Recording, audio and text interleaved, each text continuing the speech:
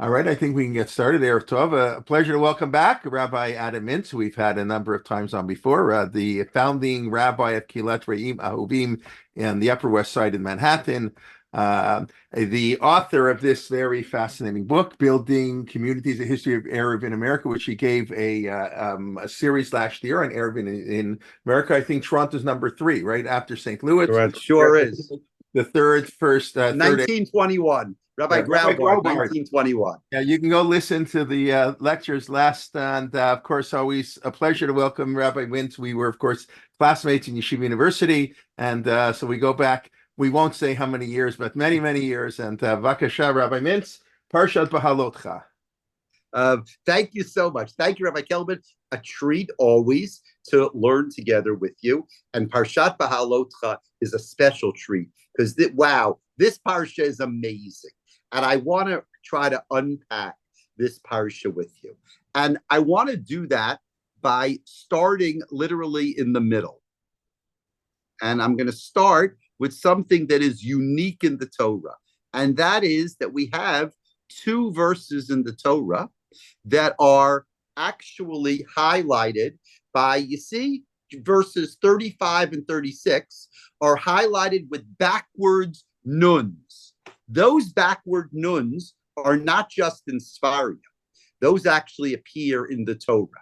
And if you look at them, what they look like is they look like parentheses. And actually, that's what they are. It's not only in the Torah. We have other examples of literature from the ancient period in which the literature uses these kinds of parentheses. Now, parentheses, when you use parentheses, there are different ways to use parentheses. Anyone who's writing an article, if you're writing an academic article, some things that are not part of the text go in the footnote, and some things go in parentheses. It's something that's not part of the text, but something that's important in the, it's important to be added.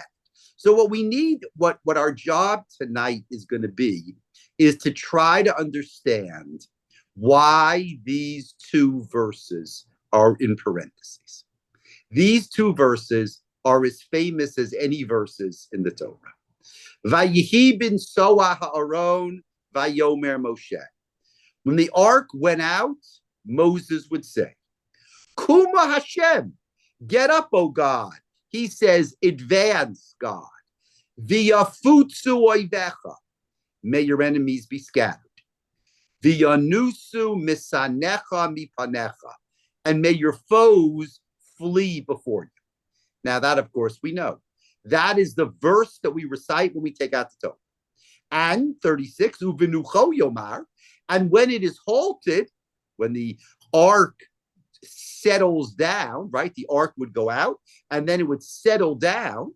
So when it would settle down, Shuva Hashem, Moses would say, Shuva Hashem, return God, Rivavot Alfei Yisrael. You who are Israel's myriads of thousands, right? You, God, who take care of the Jewish people. So 2 verses. One, the verse in which Moses said something when the ark went out. And verse number 36, what Moshe said when the ark halted, when it came back to its place. We say Vayihi bin Soah when we take out the Torah, and we say Uvenucho Yomar when we put back the Torah. Now, if you look in the verses that come right before, kind of makes sense. Torah says in Pasuk 33, Vayisu mehar Hashem, derech shloshet yamim. They marched from the mountain of God for 3 days. Va'aron brit Hashem nosei alifnehem. And the ark of God traveled before them. Derech shloshet yamim lator lehem menucha. Right, the ark went before them to find the next resting place for them. When you think about it for a minute, there were 603,550 men. And there were between 2 and 3 million people, right? It was hard to travel in the desert with 3 million people. Can you imagine? There wasn't even a WhatsApp group so they could tell everybody what to do. I mean, how did they communicate with one another in the desert? But that's what happened. They went The ark went in front of them 3 days, and to find them a place. Va'anan Hashem alehem yomam binasam min hamachaneh. And the cloud of God was upon them during the day when they traveled. So the verses fit in. They traveled, and then the Torah tells us, "Vayihi ben soah ha'arod uvenucho yomar." It would sound as if these verses are in the right place, right? They traveled, and then this is telling you when the ark went out, and then when the ark was settled. But for some reason, the Torah doesn't like that. For some reason, the Torah thinks that these verses are out of place. So to understand why these verses are out of place, let's take, just for a minute, a little bit of an excursion through the beginning of the book of Bamidbar until now. The book of Bamidbar talks about the desert. It's interesting. That's not really the name of the book. In Chazal, they refer to this book as Chumash HaPikudim. It's the book of Numbers. And that's what they call it in English too. That's what they call it in Latin. That's what they call it in English. Because there's a census at the beginning of the book and a census at the end of the book. It's the book of the census. It's the book of Numbers. We call it Bamidbar because that's the first important word in the book. But actually, at least at the beginning of the book, Bamidbar describes what the book is about. Desert. What's desert? Desert is a place of chaos. Desert is a place where there is no order. There's nothing in the desert, right? There's nothing. You're taking all of these people and their ark and their Levies and their Kohates, and you're putting them in the desert. Now, at this point, it's just going to be a short trip because they haven't been punished yet. So it's just going to be a short trip. But at the beginning of Bamidbar, the story is really the story of how to create order in a place of chaos. I would almost say it's like taking a family trip. Rabbi Kelman has many children. So I'm sure when Rabbi Kelman's children were young, I'm sure they were very well behaved.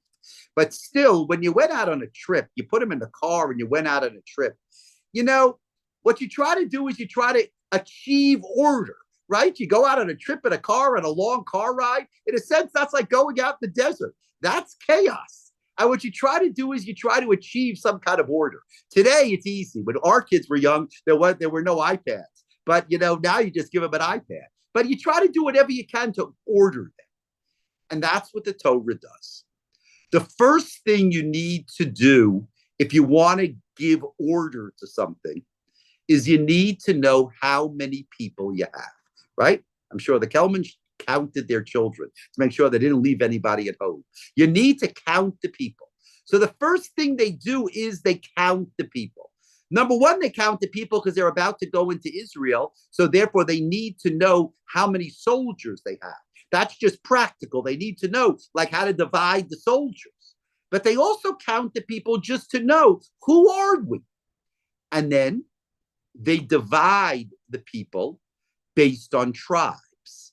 Now, that's also important because you have to know where to put everybody, right? When they're going to travel, people have to be responsible for one another. If you're going to be responsible for one another, you got to know who your neighbor is. And your neighbor, they live by families. So the families all had to live together. So they had to organize where people were going to live. So first they found out how many they were. Then they found out, then they put everybody in their right place. Then they worried about something else. And that was the Mishkan, the tabernacle. Who was going to be in charge of the tabernacle? They travel. Who's going to be in charge of the tabernacle? So that's what Torah also tells us. The Torah tells us that the Leviim were Gershon, Kahat, and Merari, the three families of Leviim. They were in charge of carrying the Mishkan. So this was all getting them ready for their trip. This was all trying to make order, out of the chaos. In last week's Parshat Naso, it was a very interesting Parsha. there was a continuation of this whole thing about exactly about the Levium, how they counted the Levium, and exactly what the Levium did. Then all of a sudden, the Torah kind of goes on a tangent last week. It tells us about the people who were tamei, who were sent out of the camp.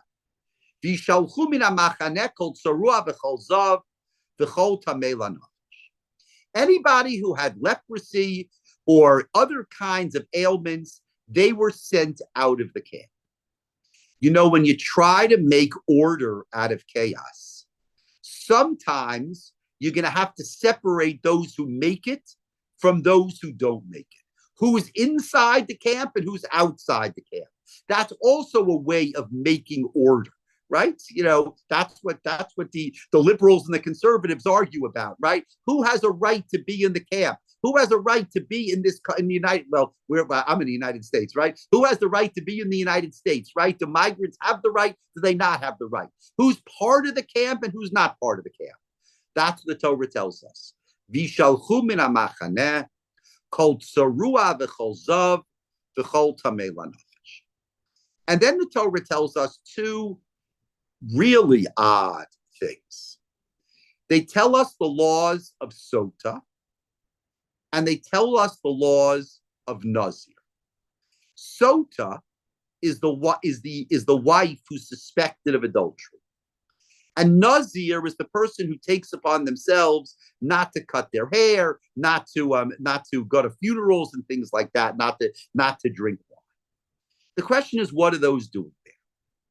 So Sota's a problematic business because somehow only women are suspected of adultery. There's no parsha in the Torah that describes what happened about a man who's suspected of adultery. So the sense you get is that the parsha of Sota, that the chapter of Sota, comes to tell us about how to treat women who are unfaithful. They're taken to the temple. They have to drink this potion, this magical potion. If they're guilty, then their wombs explode. But I'd like to say something else about Sota in the idea of giving order to chaos. When you give order to chaos, what happens sometimes is that people who should not be left out are left out, right? You try to give order to chaos. So sometimes in your need to give order, so you leave people out. I'll just give you an example from the United States. From 1881 to 1924, the borders of the United States were wide open. They believed that the United States wasn't big enough or strong enough or had enough people. So they invited immigrants to come from everywhere. The Italians came and the Germans came and the Chinese came and 2.5 million Jews came. But after the First World War, they got nervous and they thought that the immigrants were taking over and they closed the borders and they didn't let immigrants in anymore. And that's really the main reason that during the 30s, the late 30s and in the early 1940s, that Jews had such a difficult time getting into the United States. That's what it is. That's exactly the same thing. That is, when you try to make order out of chaos, sometimes you leave out people who deserve to be in. That's the Sota. That's what the Sota tells you. The Sota tells you, be careful. Don't throw everybody out, right? Be considerate. Some people who are having trouble, don't just throw them out. Try to keep them in, right? And the Torah says that she drinks the water. If she's innocent, she remains in the camp. So even though there's a tendency to speak Lashon Hara about her and to say that she was being unfaithful, don't throw people out just because there's Lashon Hara about them. Be careful before you leave people out of your community. And then comes the Nazir. You know what the Nazir is? The Nazir is somebody who's a little marginal to society, who acts a little different. We all know people like that. Again, in New York, Toronto, you don't walk down the street as much. But in New York, you walk down West End Avenue. You walk, you go into the subway. And who goes in the subway and doesn't see occasionally someone with ridiculously long hair, right? Or someone who looks different. And our tendency is when somebody looks so different or acts different, that again, we push them aside, right? We don't want to be part of them. They're not part of our society. And what the Torah says is that, it depends why you do that. But people who choose to be marginal for a good sake, for a holy sake, to be a Nazir, to commit themselves to God, Nazirul Hashem, that they need to be accepted. They need to be included within the community. So the Torah, in the last two parshiot, tried to bring order to the chaos of the desert. And they were successful. And that's where we come to this week. There's order. There's a way in which they're ready to travel. And you know what? Now they're ready to enter the land of Israel. Finally, they're ready to enter the land of Israel. And now I'm ready to read the psukim again with you. I think that didn't work. Try it again. So the Torah says, one second. I lost my Sfaria, but here it is. So the Torah says, sorry. Okay, so remember, they're ready to go. So the fifth aliyah begins like this. Vayihi b'shana hashenit, b'chodesh hasheni b'esrim b'chodesh. And it was in the second year in the second month, that's Iyar, that was last month, b'esrim b'chodesh, on the 20th of the day, na'allah ha'anan me'al mishkan ha'edut. The cloud lifted from the tabernacle. It was time to travel. There was order that had been made of the chaos. It was time to travel. Vayisu b'nei Yisrael l'masehem mimidbar Sinai, vayishkon ha'anan b'midbar Paran. And they traveled from Midbar Sinai, from where they had received the Torah, and the cloud settled in Midbar Paran. And now it tells you, remember the chaos of 2 weeks ago, all of a sudden it's order. Vayisu barishonah. And the march began, al pi Hashem, the way God wanted it, biyad Moshe. Vayisa dego machane b'nei Yehuda barishonah letzivotam. And Yehuda goes first. V'al tzva'o Nachshon ben Aminadav. And Nachshon ben Aminadav was the mayor, or the governor. V'al tzva matei b'nei Yisachar Netanel ben Suar. V'al tzva matei b'nei Zevulun Eliyav ben Chelon. It's amazing, right? The order, all of a sudden, the chaos has turned to order. This is the way they traveled. V'hurada Mishkan. And then right in the middle, to protect the Mishkan is in the middle. In the middle, Mishkan is taken apart. V'nasu v'nei Gershon uv'nei Merari nosei haMishkan. And the children of Gershon and Merari, the sons of Levi, they carry the Mishkan. And then, v'nasa dego machane Reuven l'tzivotam. V'al tzva'o Elitzur ben Shteyur. V'al tzva matei b'nei Shimon Shlumiel ben Surishadai. V'al tzva matei b'nei Gad Eliasaph ben Deuel. V'nasu ha'kehatim nosei ha'mikdash. Ve'hikimu et ha'mishkan ad boam. And now the children of Kahat travel. They're the ones who carried the sacred objects. V'nasa dego machane b'nei Ephraim l'tzivotam. V'al tzva'o Elishama ben Amihud. V'al tzva matei b'nei Menashe Gamliel ben Tidatzur. V'al tzva matei b'nei Binyamin Avidan ben Gidoni. V'nasa degel machane Dan me'asef l'chol ha'machanot. Dan was the last one. Oh, sorry. Me'asef l'chol ha'machanot l'tzivotam. V'al tzva'o Achiezer ben Amishadai. And then his group, v'al tzva matei b'nei Asher Pagiel ben Achran. V'al tzva matei b'nei Naphtali Achira ben Enan. Eile masei b'nei Yisrael l'tzivotam v'yisa'u. Okay, there's order. They're ready to travel. They're ready to enter the land. And look at this. We have the sweetest story in the world. What happens when you want to travel? Okay. Who do you have to make sure that everybody comes along. So who does Moshe want to come along? Moshe speaks to his father-in-law, to Yitro. Yitro, who had given such good advice all the way back there after the Jews left Egypt. So now they're about to enter the land. Vayomer Moshe leChovah ben Reuven hamidjani chotein Moshe. And Moshe says to his father-in-law, to Yitro, no simanachnu, that means is, kids, we're ready to go. No sim anachnu, we're in the car already.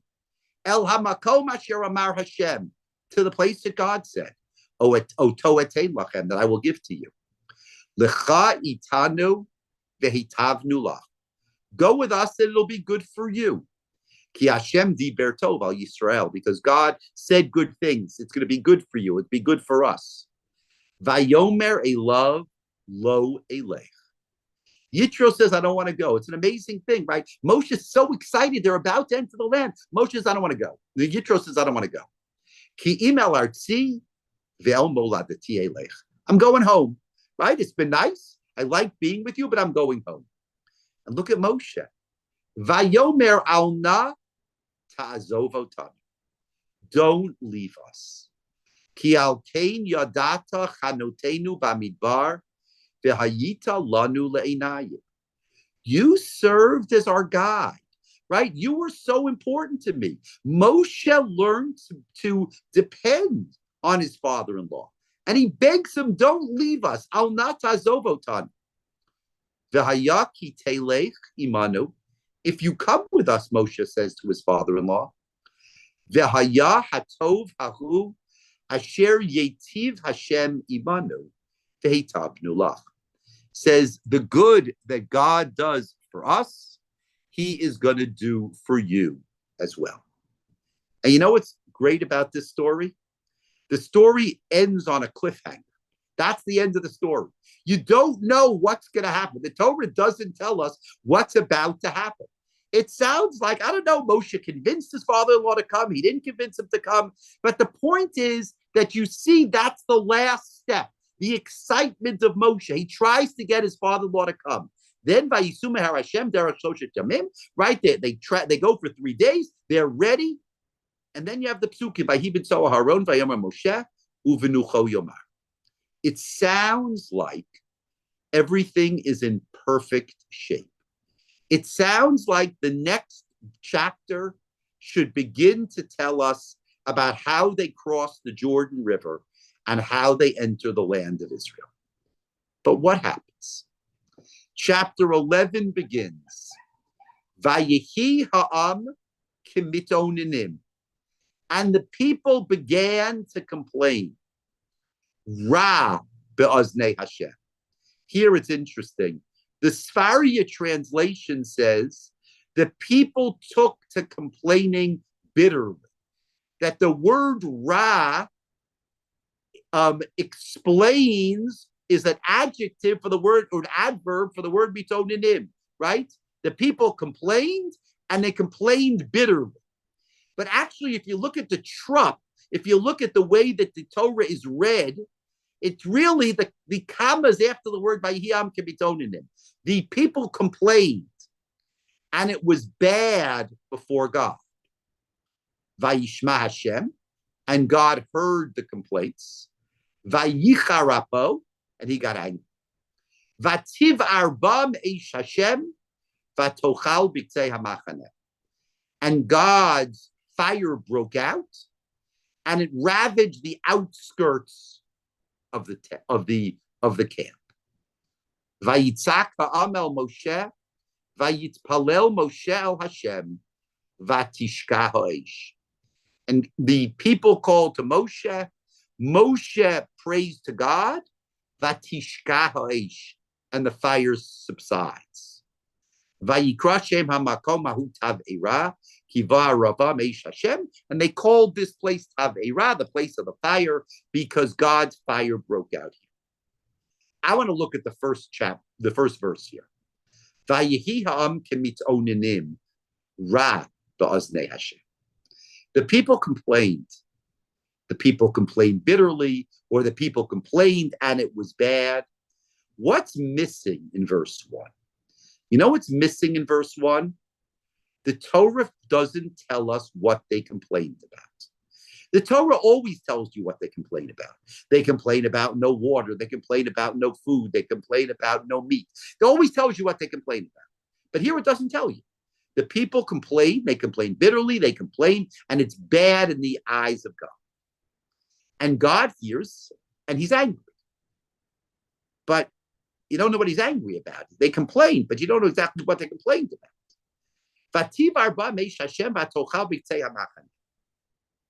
And God set out his fire, and the fire ravaged, the outskirts of the camp. Let's think about that for a minute. I'll go back to the psukim in a second. Let's think about that for a minute. The Jews are ready to go. They've made order out of chaos. Right? That the Aron, the ark is ready to travel. They're ready to go. But instead of telling you they entered the land, it tells you that they complained. What did they complain about? I want to suggest that maybe the problem is that they complained. It doesn't really matter what they complained about. You're on the trip, right? You're on the trip. You got everything set. You have the tuna fish sandwiches. You have the snacks. You have everything. You have the Waze telling you where to go. Everything is okay.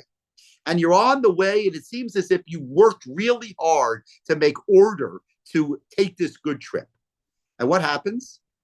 Someone in the back seat starts complaining. The truth of the matter is it doesn't make any difference what they're complaining about. You're going to get upset that the person in the back seat complained. Why? Because you're so proud of yourself that you made order out of chaos, that you're on this trip, that you're on your way, that you're going, and everything's okay. And all of a sudden somebody complains. It makes absolutely no difference what they complained about.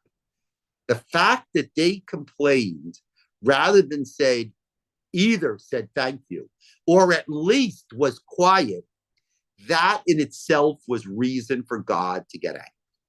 And all of a sudden, the energy in the Torah, just like the energy in that car, changes in 1 second.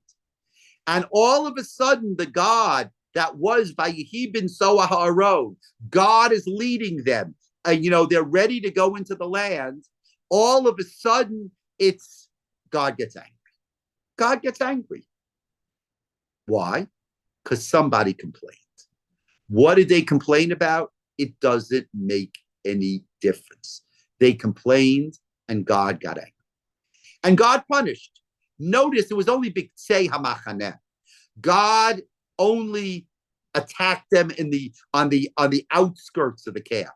He didn't actually, he's willing to give them a chance. Like, right, the first person who complains in the back seat, you don't actually punish them, right? You just say stop, right? You just warn them. Like, if you continue, everybody, there's gonna be trouble. But it's only B'Ktsei HaMachaneh, right? The punishment, the first time, is only B'Ktsei HaMachaneh. It's only on the outskirts. It's only on the edges, right? God didn't actually punish them. If you take warning, if you take this warning, then I'm not going to really punish you. But that's what happened. So all of a sudden, we have a change of energy in the Torah.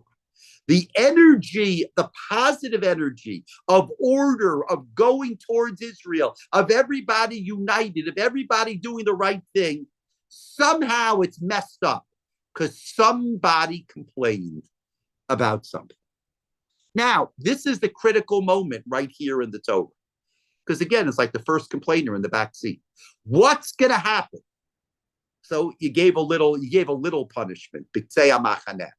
Is everybody going to settle down and we'll continue on our journey and we'll get to where we want to go?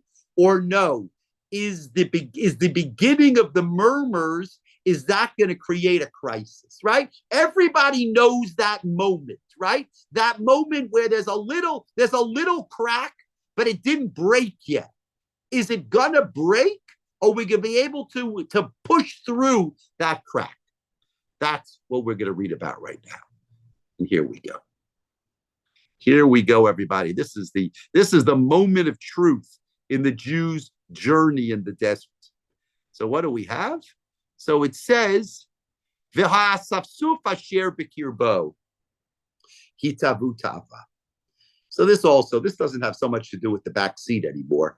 But sometimes the trouble comes not from the people, not from the, not from the our group, but the people who kind of joined on the periphery. The riffraff, that's a great translation. I don't know if it's right, but it's a good translation, right? The people on the periphery who had joined in, hitavu ta'ava, and they complained. Vayashuvu vayivku gam b'nei Yisrael. That's trouble, right? The people on the periphery complained, but rather than the Jews saying, quiet, we're going to the land of Israel, right? Just like Moshe said to Yitro, we're going, come with us. No. Vayashuvu vayivku gam b'nei Yisrael vayomru miyachilenu basar. The people say, who is going to give us meat? They join the complaint. That's the worst thing. They didn't come up with the complaint themselves, but they joined the complaint. Zacharnu et hadaga asher nochal b'mitzrayim chinam. We remember the fish that we used to eat for free in Egypt. There was nothing free in Egypt. They were slaves, right? It wasn't free. Eita kishuim, the cucumbers. Ve'eta avatichim, the melons. V'etachatzir, the leeks. V'etabitzalim, the onions. V'etashumim, the garlic. V'ata, and now, nafshenu yevesha in kol. Right? Our souls are empty. We're hungry. Bilti el haman inenu. All we look for is the man. The haman kizra gadu ve'ino ke'in habdolach. The man is like a coriander seed, and its color is like the bedolach. Shatu ha'am v'laktu v'tachanu barechayim. The people would go after it and gather it, grind it. Odachu b'medocha, grind it between the millstones or pound it in a mortar. Uvishlu b'parur, boil it in a pot. V'yasu oto ugo, to make it into cakes. V'hayat ta'amo kitam l'shad hashamen. It tasted like rich cream. Uvereda tatal ala machaneh laila yered haman alav. And when the dew fell, the man would come right on top of it. So basically, the people are complaining, but it was if they had a fine system. The Torah is interesting. The Torah says the people complained that they did have food, right? It says, miyachilenu basar, who's going to give us meat? And they say, we remember all this wonderful food from Egypt, but the truth of the matter is they had a good system.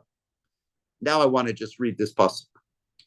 Vayishma Moshe et ha'am bocheh lemishpachotav.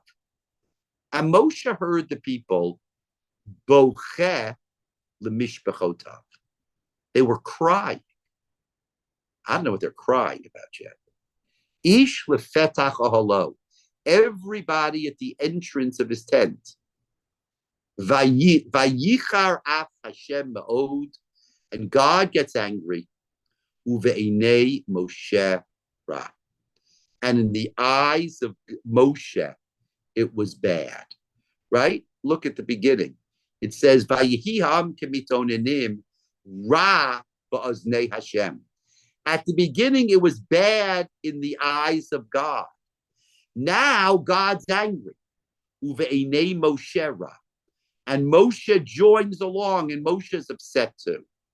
What in the world is going on? The people, there was a little crack, but all of a sudden that crack gets out of hand. And when things get out of hand, why do people cry? People are bochel mishpachotav. Entire families are crying because there's been a rupture among the people. They were about to enter the land of Israel. They were about to go. There was order out of the chaos. And all of a sudden, chaos is returned. They're crying not because they're angry. They're crying because they're sad. They don't know what to think. Everybody, there's chaos again. The chaos went to the story of the beginning of Bamidbar is the chaos goes to order. Now the order goes back to chaos. But everybody's crazy again. Everybody's crying. Hey, they're going outside and they're crying. Vayomer Moshe Hashem, and Moshe turns to God and he says, Lama hareota le'avdecha. Why'd you do this to me? Why'd you make it so bad for me? And why don't you like me? It's amazing the way Moshe speaks to God. Why don't you like me? Lasumet masakol ha'am hazeh alai, to make me responsible for these people. Ha'anochi hariti et kol ha'am hazeh imanochi lidtihu. Did I give birth to these people? That I should have to carry these people the way a caregiver carries an infant. Moshe Rabbeinu says it's not fair. Where am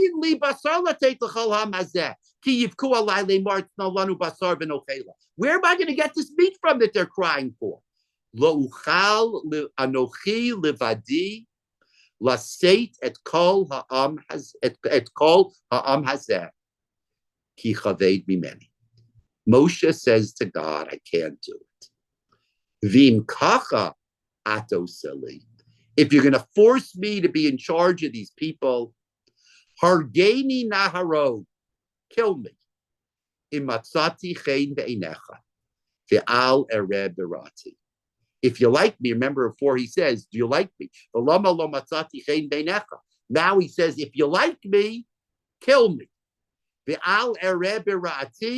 And let me not see all this terrible thing that's happening. I have a simple question to ask.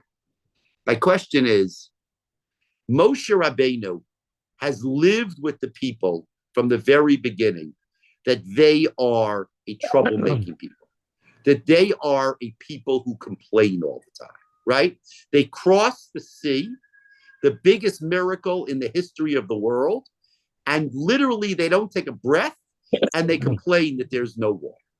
That's crazy, but they complain that there's no water. So Moshe's used to it. Why does Moshe crash here?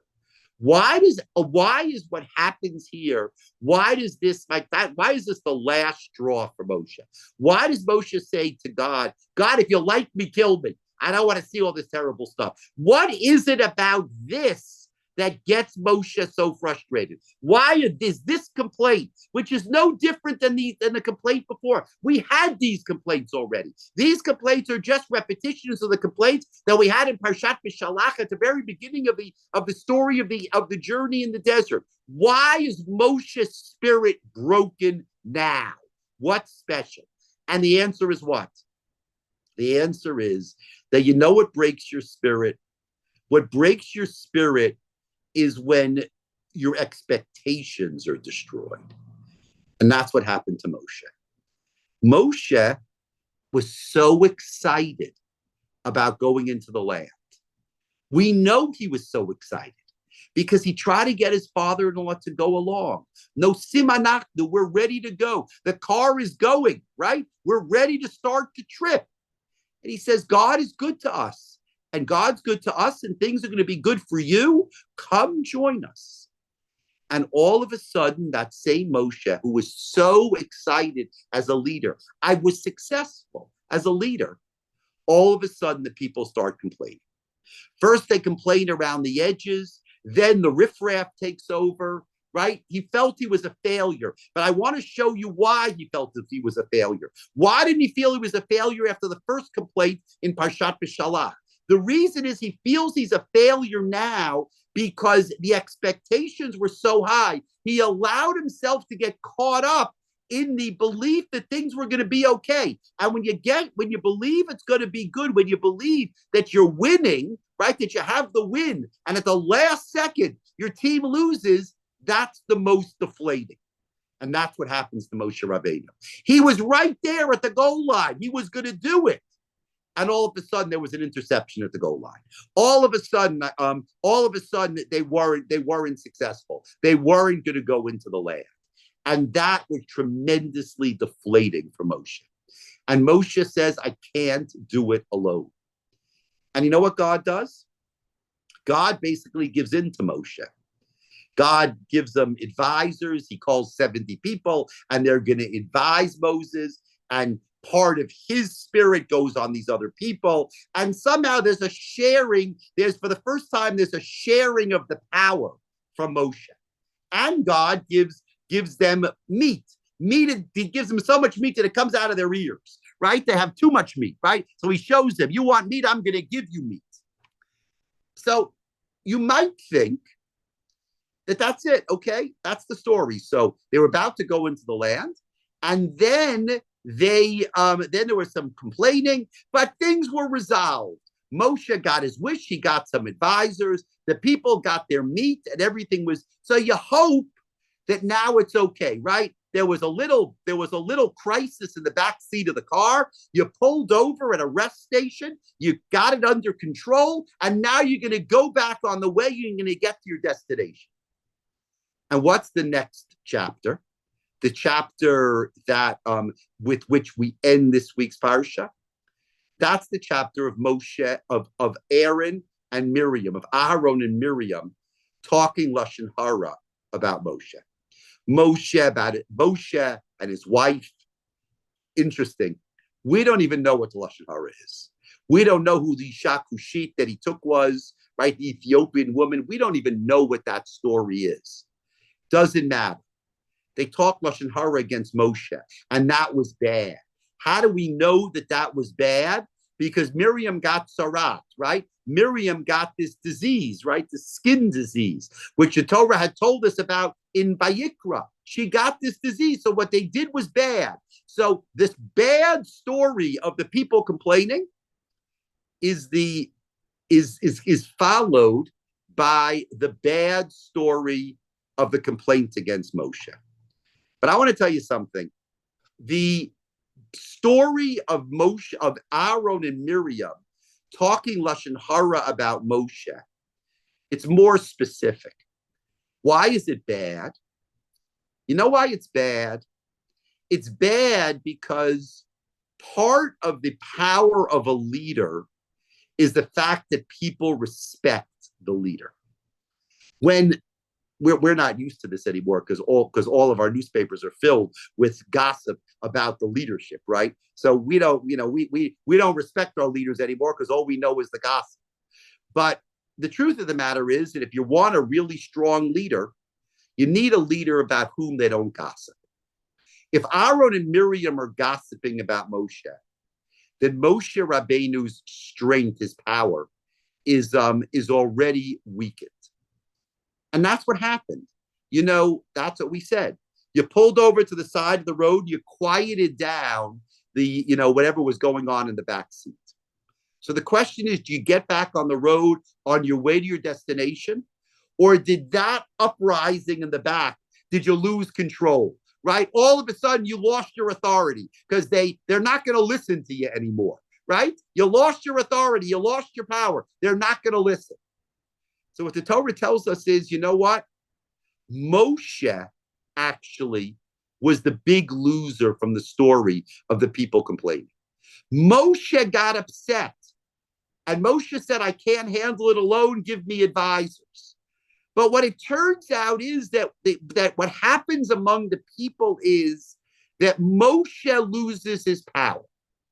How do I know that Moshe loses his power?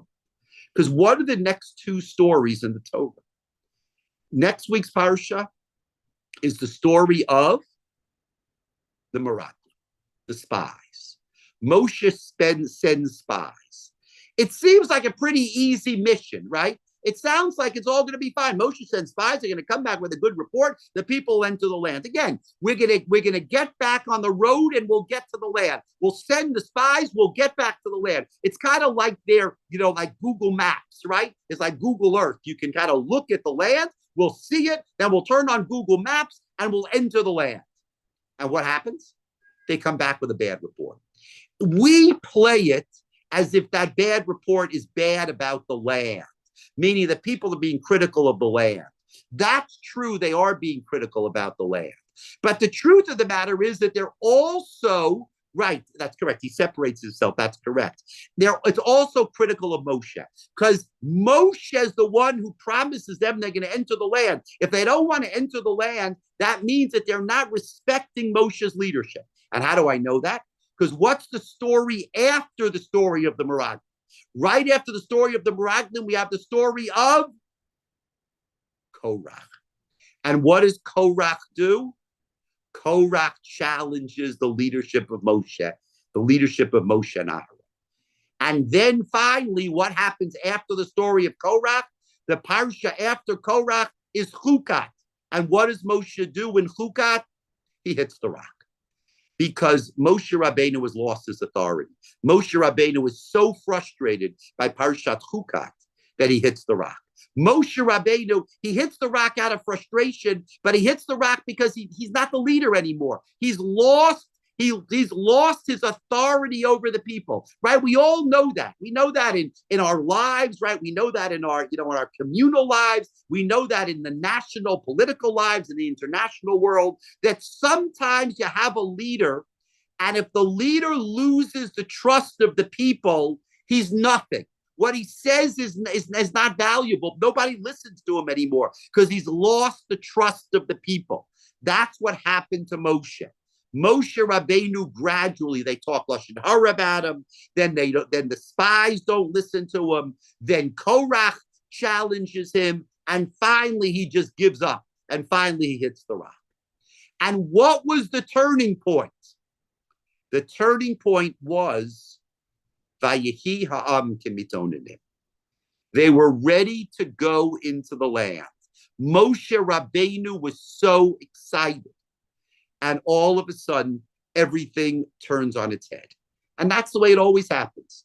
It doesn't happen because there's a huge blow up and all of a sudden, terrible things happen. The way these things happen are that it's gradual, right? They're ready to go, and then there's a little complaint, and then there's a bigger complaint, and then they speak lashon hara, and then the Meraglim, and then there's Korach, and then he hits the rock. That's what always happens. That's the way things unravel. That's what we always say. That's the term we use. Things unravel. The way they unravel, they unravel slowly and from around the margins.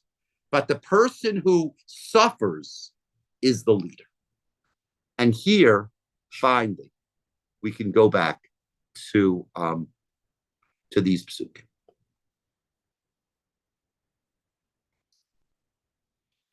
These psukim right here.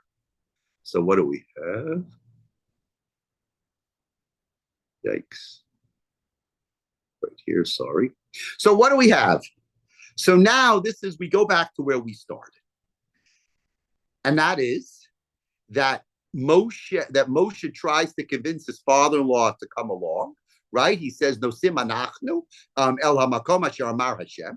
It says, Vayisu mehar Hashem derech shloshet yamim, v'anan Hashem alehem yomam v'nasam min hamachaneh. They're ready to enter the land. And then Vayihi b'nso Haron, uvenucho yomar. They're ready to go, right? The Aron is leading them, and they're ready to go.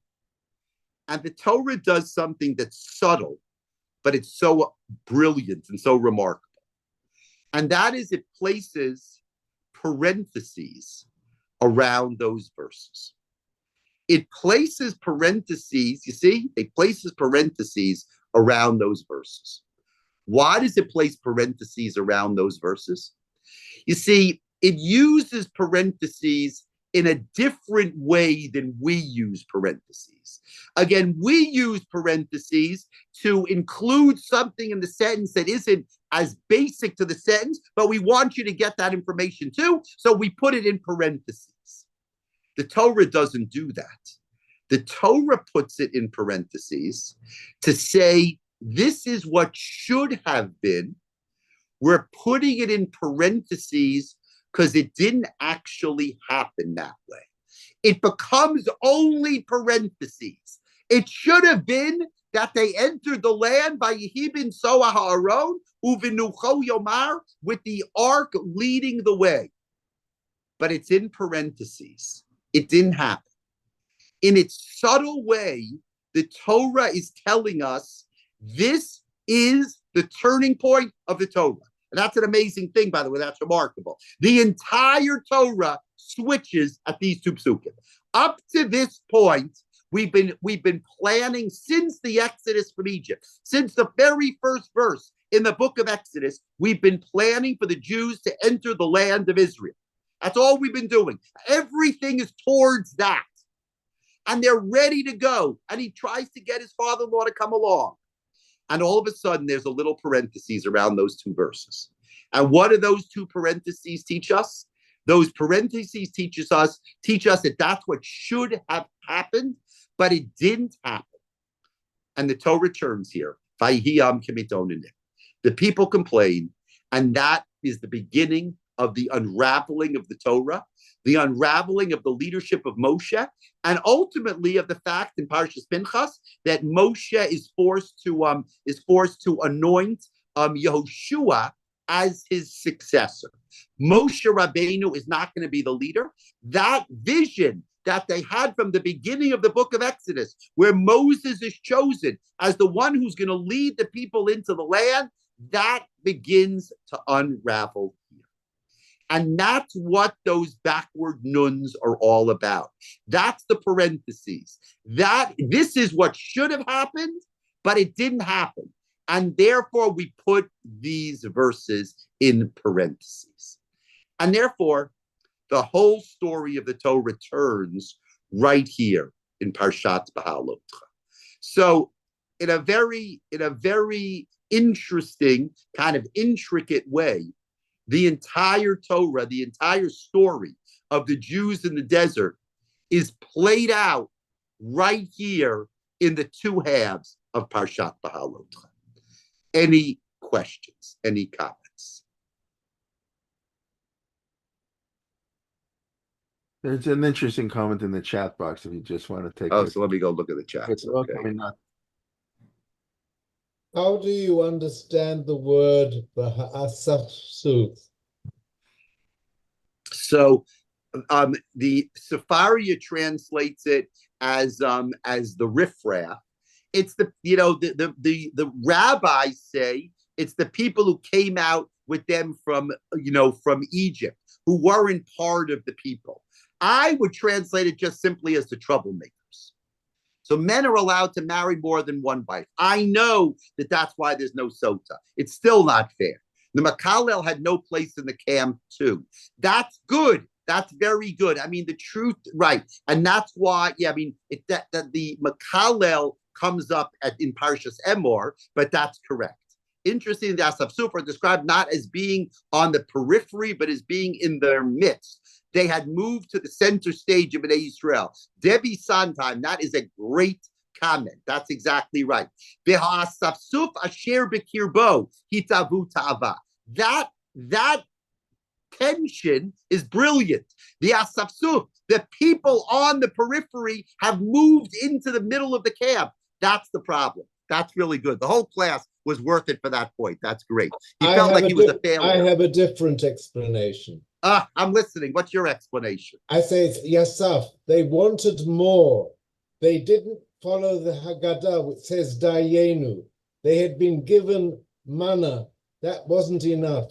Asaf Suf means give us more. And that was their sin. That was their sin. And that sin is also the sin of the 10th commandment. Titavu. They had ta'ava, which is forbidden in the 10th commandment. Good. That's very good. He felt he was a failure. That's correct. But he felt he was a failure because the people made him feel like a failure. And Moshe and Aaron gossiped about him. He also made him feel like a failure. But good. He separates himself from the people. Note that he hit the rock 38 years later after Miriam died. Yes, I'm going to say something about that, and then with that we can close. That's an interesting point.